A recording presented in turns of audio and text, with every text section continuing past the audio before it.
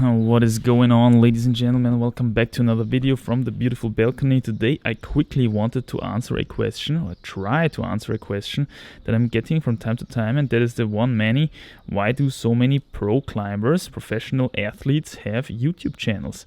And yeah, let's try to get into that a little bit and try to answer that. Well, first of all, I want to point out that there is a huge mass of really strong climbers who do not really have YouTube channels, right? Or if they do, then they have just really small ones, where they put the camera down from time to time, filming them bouldering, and then they put that up their YouTube channels, right?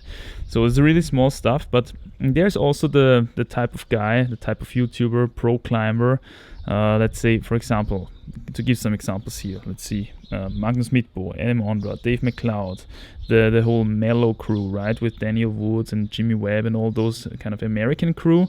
And we've got Chris Sharma, of course, also Stefano Ghisolfi seems to make a couple of videos now, Jakob Schubert does a couple of videos, Sepp Bouin, and even Shona Coxey, and I'm sure there's a lot more that I don't even know. The reason for that, in my opinion, is because they have understood that it is actually a bit profitable, right? So you have to understand, in the life of a pro climber, or pro climber, I almost always say quote-unquote pro climber, because if you take a close look at it, there is actually not really a lot of professional climbers out there. What is a professional, or what is a profession? This is the thing that you do to earn your living, right? And if you're taking a look at these really strong climbers, even those who compete at the World Cup, a lot of them are not making their living with climbing alone. They could not just simply sustain their expenses with just climbing, right?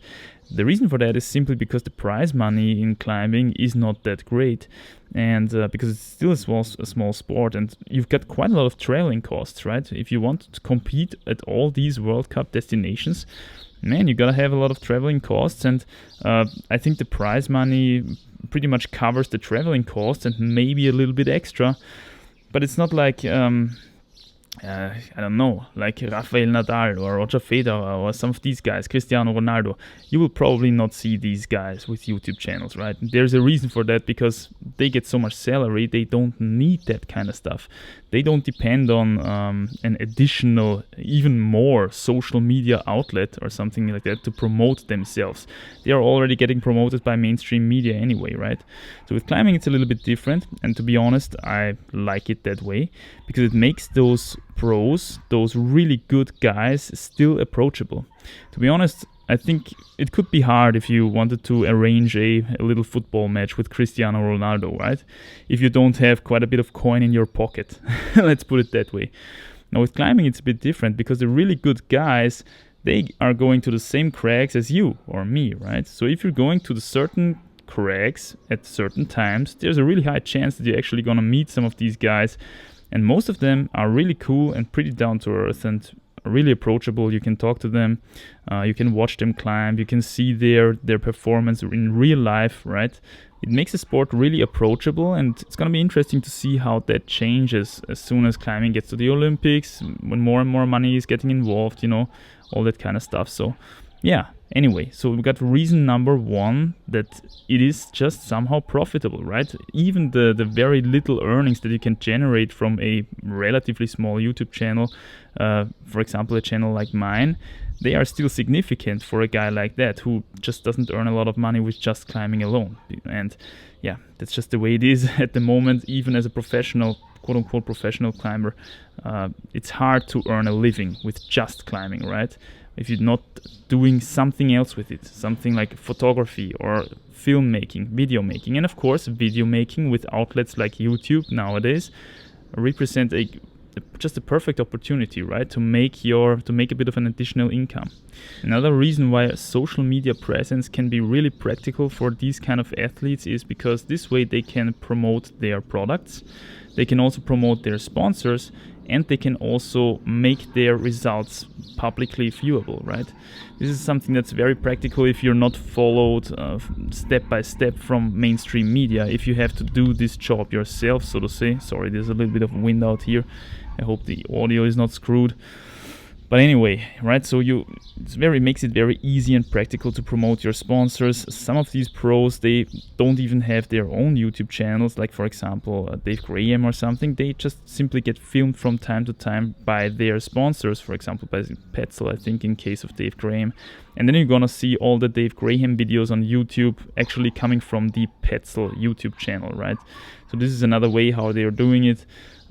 Promoting the products, promoting the sponsors, and of course also demonstrating their results, right? Again, if you're not showing up publicly in front of millions of people, if you're going to your football match or to your soccer match or to your tennis game or whatever you're doing, right, and you're followed by mainstream media anyway, then you don't really have to have this kind of additional exposure, right? This additional exposure is just a drop in the sea, so to say. But if you're not having that, which is the case with climbing, if you're just outdoors, the regular dude who's outdoors and climbing a route or climbing a boulder, well, it can be beneficial to just simply put down your own camera and film yourself doing that to get the exposure going, right? So these are, I think, some of the reasons why we see more and more pros on social media outlets like YouTube, for example, which are monetizable, right? Because it makes a financial difference to them, simply. And what we also must not forget is that it's quite a lot of fun. It was for me the first reason when I started in the first place. So yeah, that's another point. And you know, it's funny because on a social media market like YouTube, it is all of a sudden not so important anymore that you have super good results, right? That you are just a 9B plus climber and it's like only the 9B plus and 9C climbers and 9B climbers get the exposure and get the views. You can also be a complete just random standard dude and get a lot more views than those guys even, and just because your videos are just more entertaining or more there's more info there, or they are just well made and they present a story, entertainment, that is what it's really about. Good entertainment gets views here also on YouTube, not only in movies and stuff like that, but also here in YouTube. So it's funny that once the pro who's probably used to getting a lot of attention because of his great results, now has to kind of switch his strategy to be entertaining and get attention that way, right? Because that's what it's about on YouTube, entertainment, or you gotta have really, really good educational value or something like this. You gotta be really funny, which is another form of entertainment as well, right? So yeah, it's funny to see all these professional climbers, quote unquote, on YouTube. Again, the professional climber in that sense, who earns his money only with climbing by doing nothing else, right? All the other stuff is coming to him from alone, the sponsors and the things. He just needs to climb, and the photographers are setting up from him from just automatically, right? And he gets the exposure.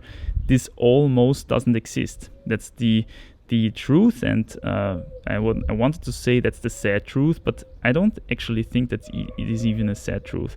It makes these guys much more approachable still, and you can actually meet them and talk to them in real life, and this makes the sport a lot more approachable compared to these high-end, very financially involved sports of nowadays, like soccer, tennis. That's the one that I am able to come up with from my head, but I'm sure there's a lot more. Anyway, guys, I hope you enjoyed the video. Drop a like and your opinion. That would be great down below. I would be really interested. What do you think about all these pros on YouTube? It's kind of fun to watch. And I'll see you soon, hopefully in the next one, my friends. Bye.